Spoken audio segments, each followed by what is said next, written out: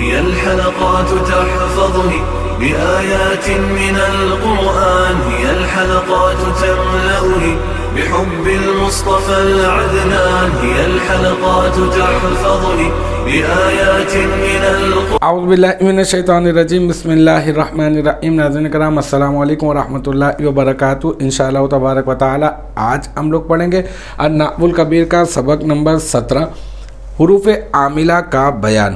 اب تک اس سلسلے میں ہم لوگ تقریباً 9 ویڈیوز جو ہے وہ بنا چکے ہیں۔ انشاءاللہ تبارک و تعالی یہ ہمارا ہوگا پارٹ نمبر 10۔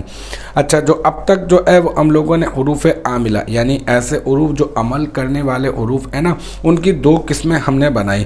ایک تو یہ کہ فعل مضارع پر عمل کرنے والے اور ایک اسما پر عمل کرنے والے۔ اچھا، میں نے آپ کو بتایا کہ ہم لوگ فعل مضارع پر جو عمل کرنے والے ہیں انشاءاللہ تعالی ہم لوگ اس کے متعلق جو ہے وہ اگلے اسباق میں پڑھیں گے، اور ابھی یہاں پر اس وقت ہم لوگ پڑھ رہے ہیں اسما پر عمل کرنے والے حروف کے بارے میں۔ اور اسما پر عمل کرنے والے جو حروف ہیں وہ 5 ہیں: حروف جارہ، حروف مشبہ بالفعل، حروف ندا، ما ولل مشبہتان بلیس اور لائے نفی جنس۔ تو الحمدللہ اس میں بھی ہم لوگ حروف جارہ کے بارے میں مکمل پڑھ چکے ہیں، کتنے ہوتے ہیں، کون کون سے ہوتے ہیں۔ پھر حروف مشبہ بالفعل کے بارے میں کتنے ہوتے ہیں، کون کون سے ہوتے ہیں، کس معنی میں ہوتے ہیں، ان کے معنی کے وضع کے مقاصد کیا کیا ہوتے ہیں۔ پھر اس کے بعد آخر میں نے باقاعدہ آپ کو تمنی اور ترجی میں دونوں میں فرق بھی میں نے آپ کے گوش گزار کر دیا۔ تو ہمارا حروف مشبہ بالفعل بھی ختم ہو گیا۔ اب آج جو ہے وہ انشاءاللہ تعالی ہم لوگ پڑھیں گے کس کے بارے میں، ما ولل مشبہتان بلیسا کے بارے میں۔ میں نے کہا تھا پہلے آپ کیا کریں گے، آپ نام کو سمجھیں گے۔ اگر آپ نام کو سمجھیں گے نا تو انشاءاللہ تعالی آپ کام کو بھی سمجھ جائیں گے۔ مطلب میری مراد یہ ہے کہ اگر آپ نام اچھے سے سمجھ جاتے ہیں تو تعریف اور کام جو ہے جو اس میں کام ہو رہا ہے وہ آپ کو خود بخود جو ہے وہ بہت اچھی طرح سے سمجھ میں آ جائے گا۔ اچھا دیکھیں، ایک ہوتا ہے ما، اس کا نام ما ولل مشبہتان بلیسا ہے نا، تو میں آپ کو پورا کا پورا میں آپ کو سمجھا دیتا ہوں، ٹھیک ہے۔ سب سے پہلے آپ کو میں لیسا سمجھاتا ہوں۔ لیسا کیا ہے؟ لیسا جو ہے نا، لیسا کا تعلق جو ہے یہ ہے افعال ناقصہ سے۔ افعال ناقصہ کیا ہوتے ہیں؟ سوال پر سوال ہوتا جائے گا، لیکن میں تھوڑا تھوڑا سا بتاتا جاؤں گا آپ کو۔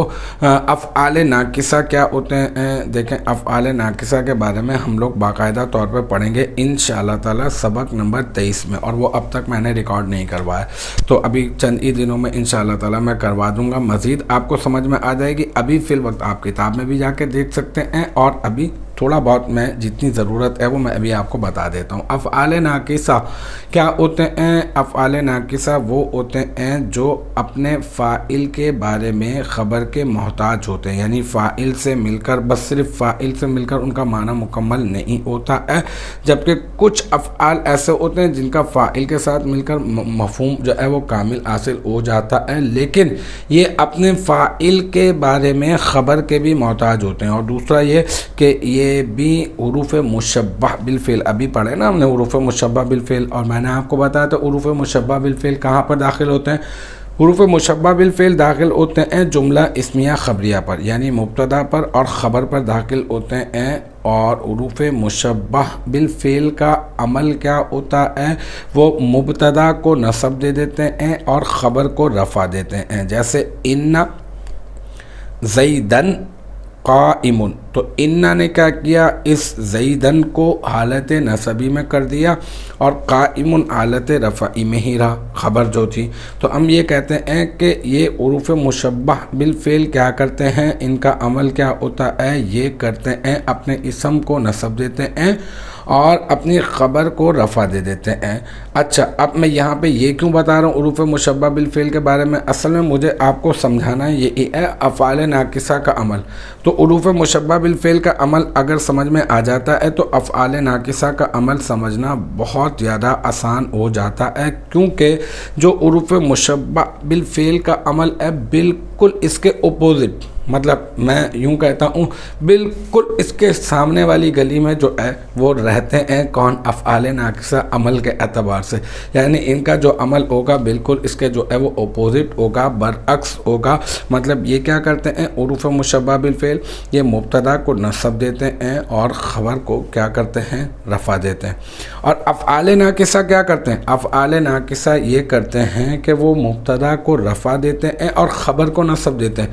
یعنی جب افعال ان زیدن قائم ہوگا اور افعال ناقصہ میں سے ایک، جیسے کہ یہ لیسا ہے نا، اگر لیسا لے کر آ جائیں اور مشہور و معروف ہے کانا، کانا پہ رکھ کر میں آپ کو سمجھا دیتا ہوں۔ کانا آیا اور کانا داخل ہوا تو اب کانا زیدن قائم نہیں ہوگا، یعنی زیدن حالت نصبی میں نہیں ہوگا، بلکہ یہ جو مبتدا ہے یہ حالت رفعی میں ہو جائے گا، خبر حالت نصبی میں ہو جائے گی، یعنی کانا زیدن قائمن ہو جائے گا، خبر حالت رفع نصبی میں ہو جائے گی۔ تو لہٰذا اب سمجھ میں آ گیا کہ اس کا جو عمل ہوگا افعال ناقصہ کا وہ ہوگا بالکل کس کے برعکس ہوگا؟ حروف مشبہ بالفعل کے بالکل برعکس ہوگا، جبکہ حروف مشبہ بالفعل بھی جملہ اسمیہ خبریہ پہ داخل ہوں گے اور مبتدا اور خبر پر کام کریں گے، اور اسی طرح سے افعال ناقصہ بھی جملہ اسمیہ خبریہ پر داخل ہوں گے اور صرف اور یہ کیا کام کریں گے؟ یہ بھی بالکل مبتدا اور خبر پہ کام کریں گے، مبتدا کو رفع دے دیں گے اور خبر کو جو ہے وہ نصب دے دیں گے۔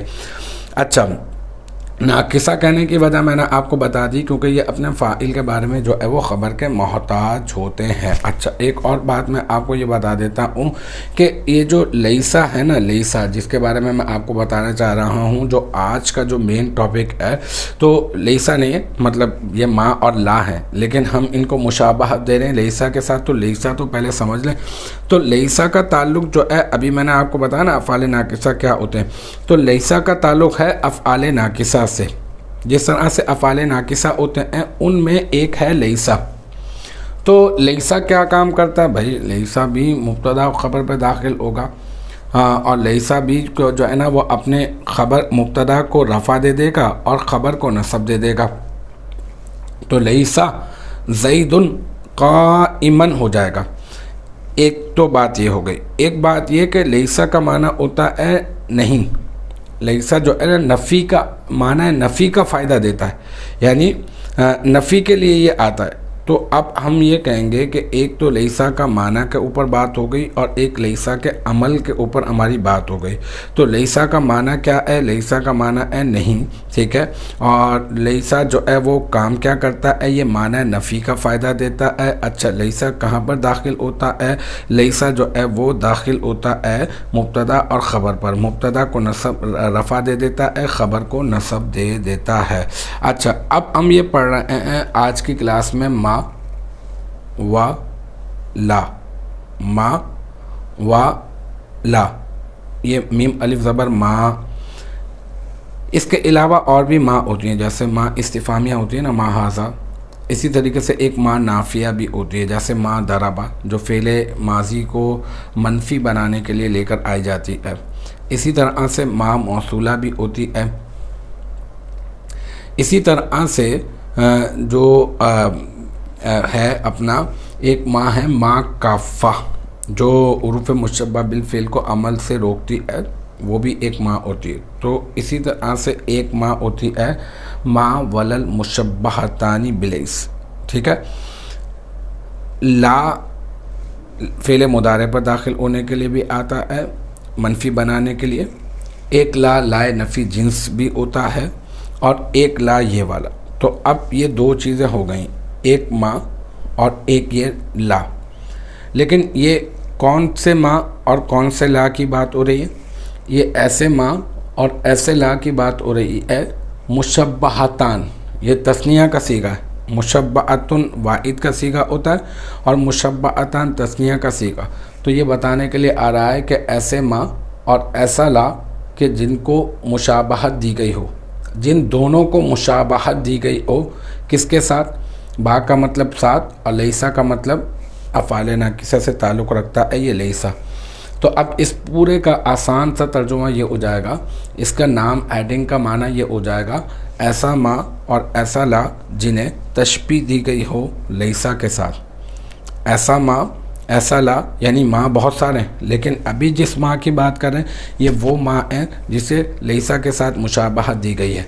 لا بھی اور بھی ہیں، لیکن ابھی جس لا کے بارے میں بات کر رہے ہیں یہ وہ لا ہے جسے لیسا کے ساتھ مشابہت دی گئی ہے۔ تو ماں ولل مشبہتانی بلیسا کا معنی یہ ہوگا ایسے ماں اور ایسے لا جنہیں لیسا کے ساتھ مشابہت دی گئی ہو۔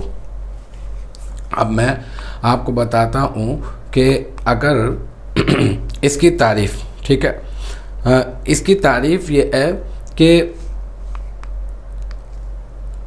اسکرین کے اوپر یہ لکھی ہے، جو میں نے نام آپ کو بتایا نا بس وہی اس کی تعریف ہے، لیکن جو باقاعدہ طور پہ تعریف ہو میں آپ کو ایک مرتبہ پڑھ کر بتا دیتا ہوں یہاں سے نا، کتاب میں بھی یہی والی جو موجود ہے۔